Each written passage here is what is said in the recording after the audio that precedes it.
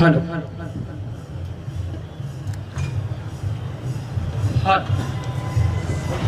Hello hello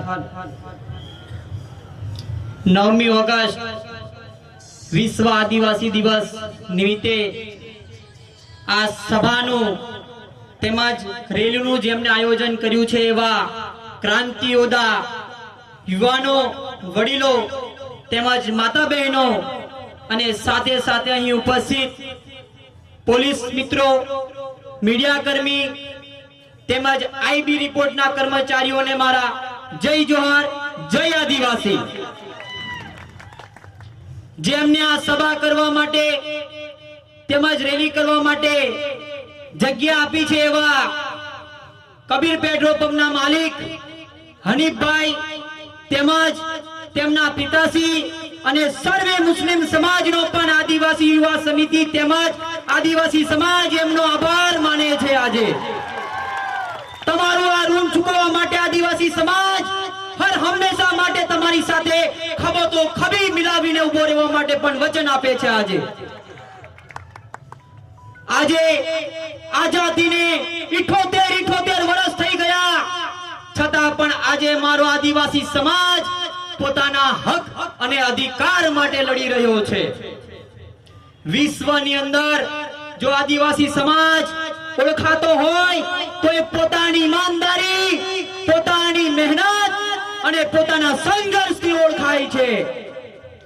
મિત્રો, સાદી અને સરળ ભાષાની અંદર જો આપણે આદિવાસીને ઓળખવો હોય તો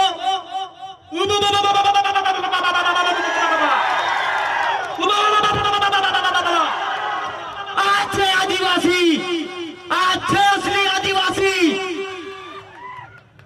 આ ઉભું એટલે આ દેશનો મૂળ માલિક, આ દેશનો રાજા, આપના દેશમાં આપનું રાજ, આપના ગામમાં આપનું રાજ। આદિવાસી આ દેશનો મૂળ માલિક છે।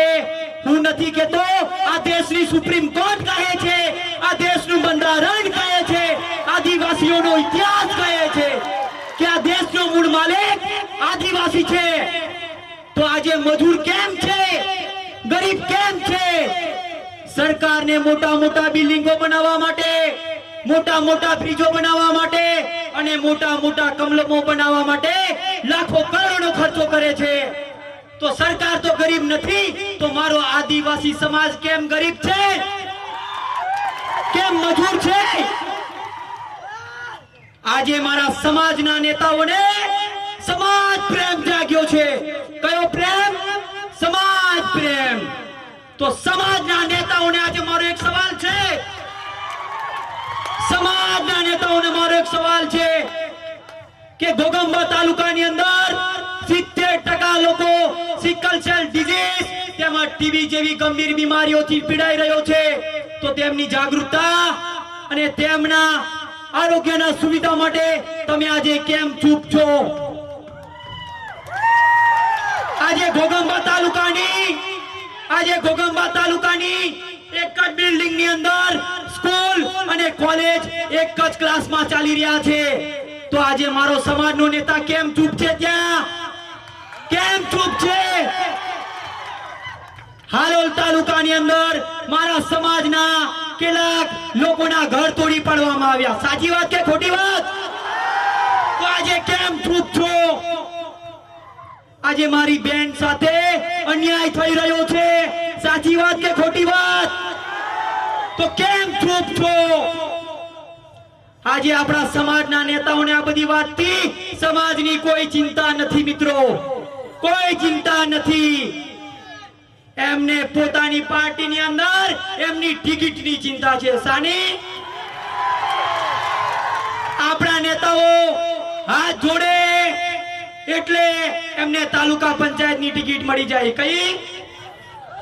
અને પગે પડે એટલે જિલ્લા પંચાયતની ટિકિટ મળે અને ઊંધા પડીને દંડવટ પ્રણામ કરે એટલે ધારાસભ્યની ટિકિટ મળી જાય છે। આ મંચ પરથી એવા નેતાઓને કહેવા માંગુ છું કે આજે મારો યુવાન જાગૃત થયો છે, બંધારણ જાણતો થયો છે અને ચૈતરભાઈ વસાવા જેવાની ક્રાંતિની વિચારથી ચાલી રહ્યો છે. કઈ ક્રાંતિ? ચૈતરભાઈ વસાવાની. સાથીઓ, આદિવાસી સમાજનો દીકરો, આપણો ભાઈ ચૈતરભાઈ વસાવા આજે આદિવાસી સમાજના હક અધિકાર માટે લડે છે કે નથી લડતો? આજે આપણા ભવિષ્ય, આપણા બાળકના ભવિષ્યની ચિંતા કરી છે કે નથી કરી? યુવાનના રોજગારોની ચિંતા કરી છે કે નથી કરી? ખોટી રીતે એમને જેલની અંદર ફસાવવામાં આવ્યા છે. કેમ? એમને નેતાઓના ભ્રષ્ટાચારને ઉજાગર કર્યો છે કે નથી કર્યો? આજે 307/109 જેવી ખોટી કલમ. અરે સાહેબ, બતાવો મને, ગ્લાસથી કોઈ માણસ મરી જાય? કોઈ મરી જાય? નાના બાળકને પૂછો કે બેટા, ગ્લાસ મારવાથી બાળક કોઈ પણ માણસ મરી જાય? ત્યારે કહેશે નહીં. તો આજે આ લોકોને ખબર નથી પડતી કે આજે આપણો ભાઈ, આપણો યુવાન ખોટી રીતે ષડયંત્ર રૂપે જેલમાં છે. આજે એ વાતનું મને દુઃખ છે કે આજે મારે નેતાઓ આ જગ્યા પર પણ કેમ ચૂપ છે? મારો ભાઈ, મારો મિત્ર, મારો સમાજનો દીકરો જેલમાં છે. પણ યુવાનો, આજે મને એ વાતની ખુશી છે કે ચૈતરભાઈ ભલે જેલમાં હોય પણ એવા હજારો ચૈતરભાઈ પેદા થઈ ગયા છે. એ વાતની મને આજે ખુશી છે. અરે એવા નેતાઓને અને એવા મારા વિરોધીઓને કહેવા માંગુ છું આ મંચ પરથી કે તમારે મને જેલમાં હોય પૂરવું હોય તો પૂરી લેજો, તમારે મને હેરાન કરવું હોય તો કરી લેજો, મારું દવાખાનું પણ બંધ કરવું હોય તો કરી લેજો. હું આદિવાસીનો દીકરો છું. કોણ? આદિવાસીનો દીકરો છું. સૂર્યદેવની સાક્ષીએ તમને આજે સમાજને વચન આપું છું કે આ તમારો ભાઈ, આ તમારો દીકરો રાત દિવસ 24 કલાક સમાજ માટે જ્યાં બોલાવશે ત્યાં અવાજ ઉઠાવવા માટે, લડવા માટે, સેવા માટે, હર હંમેશા માટે સમાજ માટે પણ ખંભે તો ખંભો મિલાવીને તમારો ભાઈ ઉભો છે. આ નેતાઓની પંગતમાં બેસીને વાત કરે એવો આ તમારો ભાઈ નથી. કોની નેતાઓની પંગતમાં બેસીને વાત કરે કે આ તમારો ભાઈ નથી, આ તમારો દીકરો નથી. માનીસિંહ ચૈતરભાઈના મિત્ર અને મારા મિત્ર એમને જેલમાં મળવા ગયા હતા ત્યારે મિત્રો તમારા વતી મેં ચૈતરભાઈને એક સંદેશ મોકલાયો હતો કે જેલની અંદર એમનું મનોબળ નબળું ન પડે માટે કે ભાઈ, તારે ચિંતા કરવાની જરૂર નથી, સમાજના કામ ચાલુ છે. તારી વિચારધારા પ્રમાણે મારા યુવાનો આજે કામ કરી રહ્યા છે અને તારું શરીર સાચવવાનું છે. જ્યારે તું જેલમાંથી બહાર નીકળીશ ને તો ખંભાથી ખંભે મિલાવીને આવા હજારો ચૈતરભાઈ તારી સાથે લડવા માટે, સમાજ માટે, હટાવવા માટે ઉભા છે.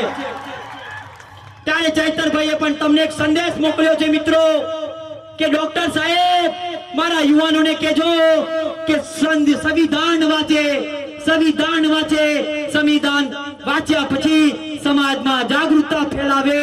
અને એવું પણ કીધું છે કે હવે આ સરકાર, આ નેતાઓ સુધરે નહીં તો પેલી અંગ્રેજો વાળી લડત લડવા માટે પણ તૈયાર રહે. હવે ચૈતરભાઈ ની 13 તારીખે સુનાવણી છે.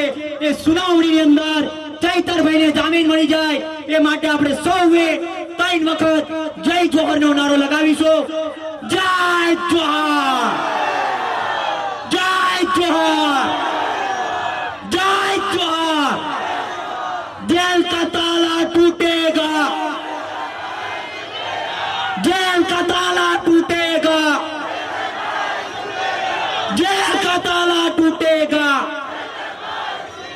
અને આ સરપંચ મિત્રો પણ ઉપસ્થિત છે તો સરપંચોને પણ કહેવા માંગુ છું કે તમે કોઈ સમાજના કાર્યકર્તા બનતો, કોઈ પાર્ટીના ગુલામ અને કાર્યકર્તા ના બનતા.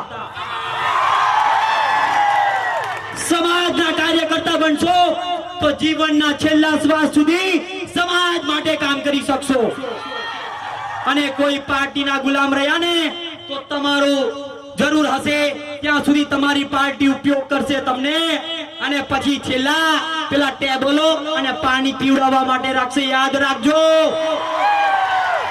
બસ આવ સૌએ મને વધાવ્યો એ બદલ હું ખુશી છું આ સમાજનો ઋણી છું અને હર હંમેશા માટે આ સમાજ માટે રાત દિવસ ઉભા રહેવા માટે હું વચન આપું છું. જય જોહાર, જય આદિવાસી. હવે વિજયભાઈ જે આવે ત્યાંથી આવી જાય તે પૂર્વે દિલીપ માસ્તરને વિનંતી કરું